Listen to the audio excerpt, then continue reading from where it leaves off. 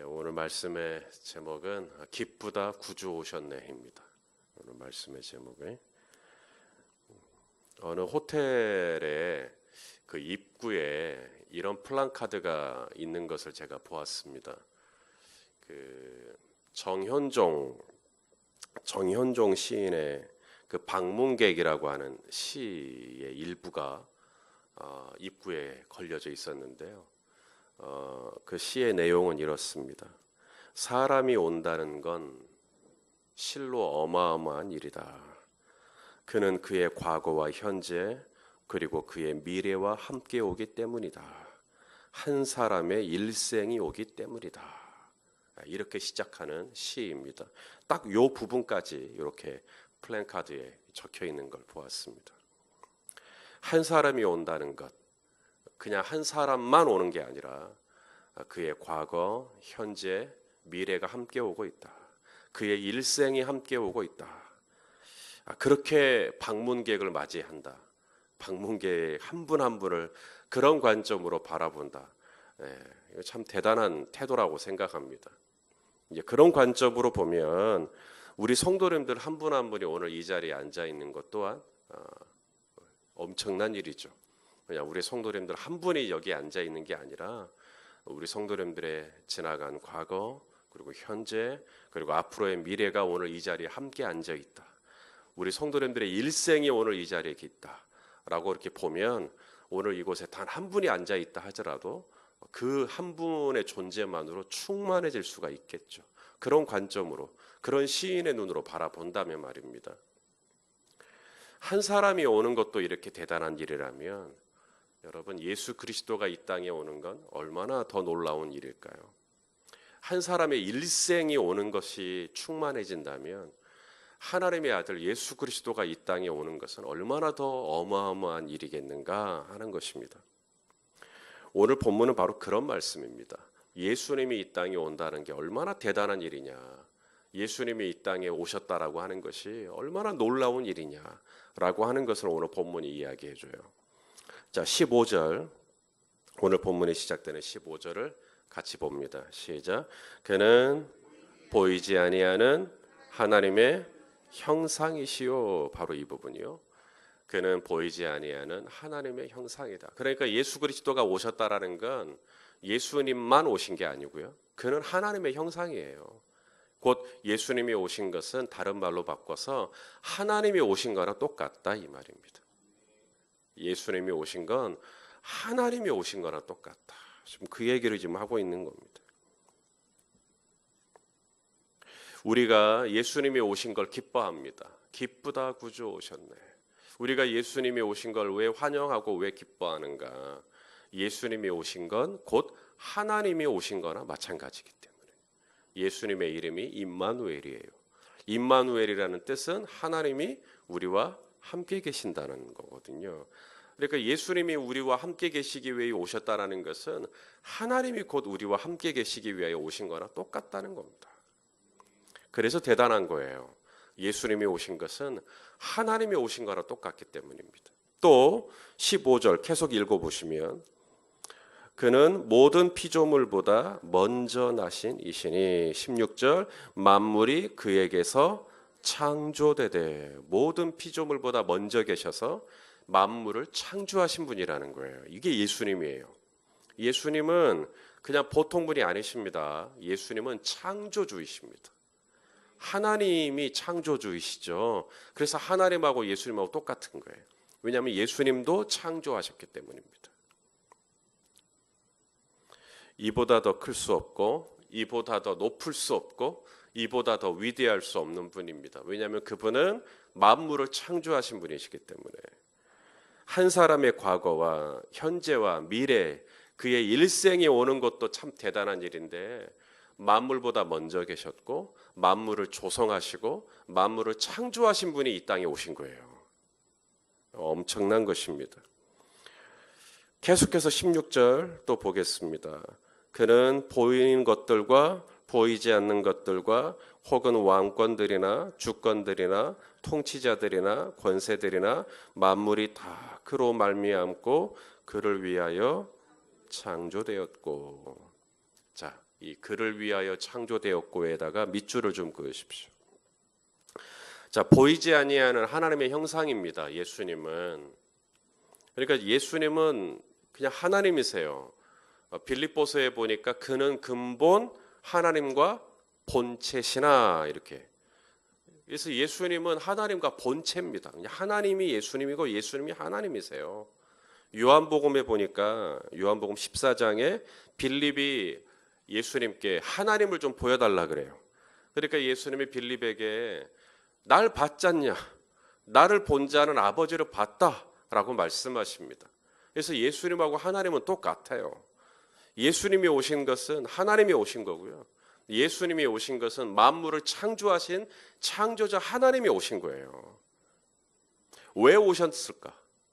왜 오셨을까? 그렇게 높으신 분이, 그렇게 위대하신 분이, 만물을 창조하신 분이 왜 오셨을까? 자, 16절에 그 이유를 설명합니다. 만물이 다 그로 말미암고, 만물이 다 예수님이 지었다는 거죠. 또 하나 왜 오셨냐면요, 그를 위하여 창조되었다. 누구를 위하여 창조되었다고요? 예, 하나님을 위하여, 예수님을 위하여 창조되었답니다. 그 크신 하나님이신 예수님이 이 땅에 오신 이유, 이보다 더 높을 수 없는 분이 이보다 더 낮을 수 없는 이 땅에 오신 이유, 이보다 더 크실 수 없는 분이 이만큼 작아지신 이유가 뭘까? 우리가 이제는 어떻게 살라고요? 그를 위하여 살라고요. 하나님을 위하여 살라고 이 땅에 오셨다는 거예요. 이전에 내가 살았던 목적이 무엇이었든지 간에 이제는 그를 위하여 살라고, 하나님을 위하여 사는 인생으로, 예수 그리스도를 위하여는 인생으로, 그런 인생을 살라고 이 땅에 오셨다라고 말씀하시는 겁니다. 자, 고린도후서 5장 15절을 한번 읽겠습니다. 고린도후서 5장 15절입니다. 자, 시작. 그가 모든 사람을 대신하여 죽으심은 살아있는 자들로 하여금 다시는 그들 자신을 위하여 살지 않고 오직 그들을 대신하여 죽었다가 다시 살아나신 이를 위하여 살게 하려 하십니다. 자, 예수님이 이 땅에 오셔서 자, 우리를 살려주셨어요. 죄 가운데 살려주셨어요. 이유가 뭐라는 거예요? 이제는 나를 위하여 살지 않고 이제는 나를 살려주신 예수 그리스도를 위하여 살라고. 나를 왜 창조하셨냐고요? 이제는 예수 그리스도를 위하여 살라고. 나를 구원하여 주신 이유가 뭐냐고요? 예수 그리스도를 위하여 살라고. 오늘 이 하루 아침에 눈을 뜰 수 있도록 건강 주신 이유가 뭘까요? 이제는 이 하루 예수님 위하여 살라고. 나에게 사업장을 주신 이유가 뭐예요? 그거로 돈 많이 벌라고요? 물론 그런 뜻도 있겠죠. 하지만 예수님 위하여 장사하라고, 예수님 위하여 목회하라고, 예수님 위하여 교사로서 학생들 가르치라고. 그래서 저와 여러분에게 오늘도 은혜를 주신 거예요. 나를 위하여 살라는 게 아닙니다. 예수 그리스도를 위하여 사는 거예요. 그러니까 예수님이 내 안에 계신 분, 예수님이 정말 내 안에 그리스도로 구주로 자리 잡은 분의 특징은 뭐냐면 나의 기호가 그렇게 중요하지 않습니다. 세상은 나의 기호가 굉장히 중요합니다. 식당에서 음식 주문할 때 뭐 드실래요? 그러면 저 고기 먹으랍니다. 그러면 알겠습니다 하고 안 해요. 그럼 고기도 종류가 있어요.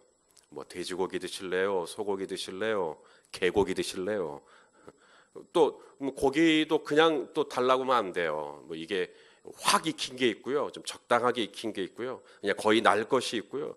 그래서 나의 기호를 굉장히 존중합니다. 그냥 음료수 주세요 그러면 옛날에는 그냥 음료수 줬는데 이제는 뭐 콜라 먹을래요? 환타 먹을래요? 사이다 먹을래요? 맹물 먹을래요? 굉장히 나의 기호를 따져줍니다. 근데 예수님이 내 안에 오시면요, 나의 기호는 그렇게 중요하지 않습니다. 내가 이걸 좋아하냐, 내가 이걸 싫어하냐, 내가 거기 가고 싶으냐, 내가 이걸 사고 싶으냐. 이제는 내 안에 계신 예수님이 하라 그러면 나는 진짜 하기 싫은데도 합니다. 예수님이 가라 그러면 난 진짜 거기 가기 싫은데, 거기 가면 또 만나야 될 사람이 있고 부딪혀야 할 사람이 있고 들어야 될 얘기가 있고 나 거기 안 가고 싶어요. 근데 주님이 아들아 가거라, 네가 가줘라, 새벽에도 네가 가라, 네가 가라. 주님이 말씀하셔요. 그러면 나의 기호가 있는데 나는 정말 안 가고 싶고 오늘은 좀 쉬고 싶고 오늘은 좀 안 하고 싶고, 근데 이제는 나의 기호가 없어요. 이제 나의 기호가 그렇게 중요하지 않습니다. 예수님이 나를 살려주신 이유, 예수님이 이 땅에 오신 이유, 다 나를 위하여 사는 게 아니라 이제 누구를 위하여? 예수 그리스도 위하여 살라고. 그 말이 그 말이에요. 나의 기호는 죽고 예수 그리스도가 원하는 기호만 사는 거예요. 내 안에. 오직 내 안에 예수 그리스도가 사는 것이라. 그게 그 말이에요. 자, 또 하나가 있습니다. 18절 이렇게 시작하죠. 그는 몸인 교회의 머리시라. 예수님은 하나님의 형상이시고요. 예수님은 만물을 창조하신 분이고요. 예수님은 교회의 머리래요. 교회의 머리. 그럼 교회가 뭐죠? 질문이 틀렸습니다. 교회는 뭐일 수가 없어요. 교회는 누구죠? 라고 해야 돼요.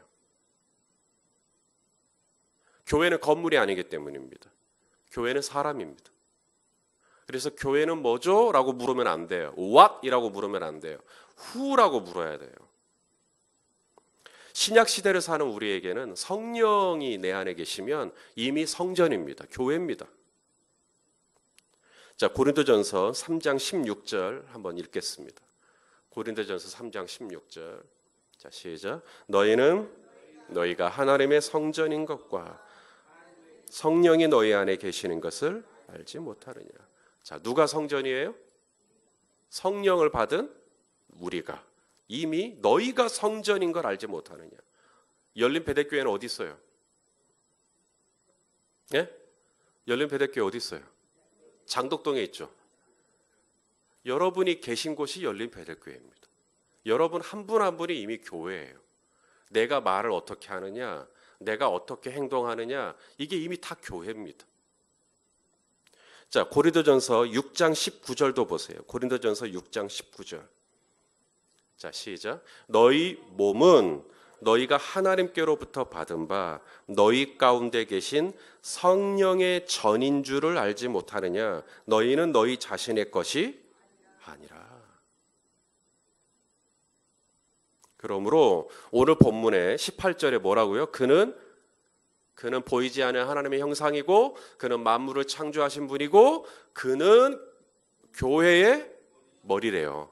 그러면 교회의 머리라는 말은 무슨 말이겠어요? 누구의 머리라는 얘기예요? 교회가 여러분이라니까요. 교회가 우리예요, 우리.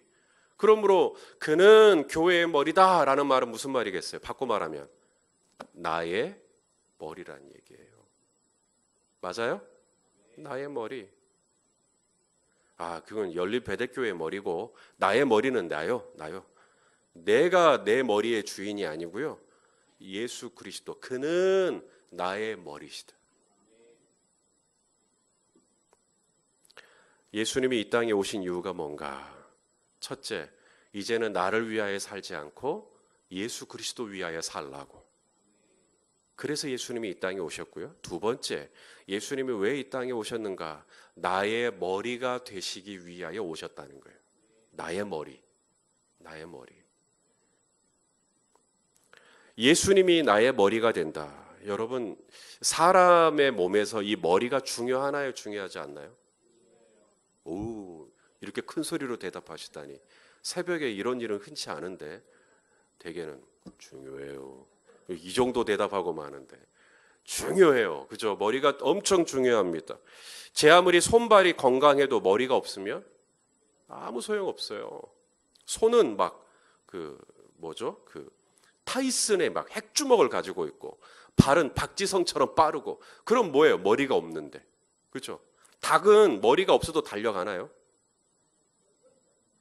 아니 뭐 닭은 목을 잘라도 움직인다며요. 움직이게 하겠죠. 그런데 막 움직이겠죠. 그러다 어디 찌기도 하고 부딪히기도 하고 뭐 이러겠지만 예수님이 이 땅에 오신 이유가 뭔가? 나의 머리가 되시기 위하여 오셨다. 그는 교회의 머리시라. 나의 머리가 되시기 위하여 오셨다는 거예요. 건강하다는 게 무슨 뜻인가? 머리의 명령을 받아 온몸의 지체가 움직이는 겁니다. 그게 건강한 거죠. 머리의 명령을 받아 온 몸의 지체가 머리를 중심으로 하여 움직이는 겁니다. 머리가 뭘 생각해요. 그러면 입술이 말하는 거죠. 또 머리가 어딜 가고 싶어요. 그러면 발이 가는 거죠. 또 머리가 뭘 잡고 싶어요. 그러면 손이 또 하는 것이죠. 머리가 하자는 대로 머리의 명령에 순종하는 것, 그게 건강한 겁니다. 하나님이신 예수님, 온 우주 만물의 창조주이신 그분이 왜 이 땅에 오셨을까? 왜 이 땅에 오셨을까? 나의 머리가 되시기 위하여 오셨다는 거예요. 나의 머리. 이 말은 바꿔 말할까요?